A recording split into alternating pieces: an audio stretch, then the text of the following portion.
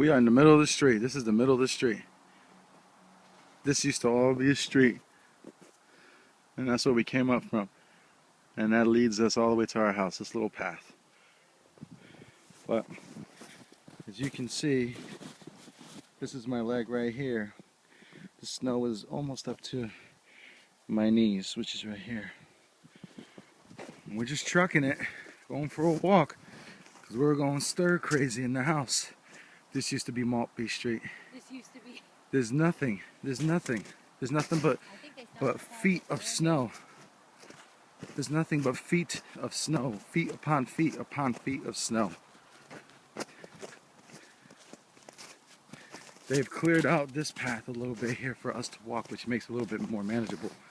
But looks like we're gonna hit a roadblock right here. See all this snow? We'll see if we can make it.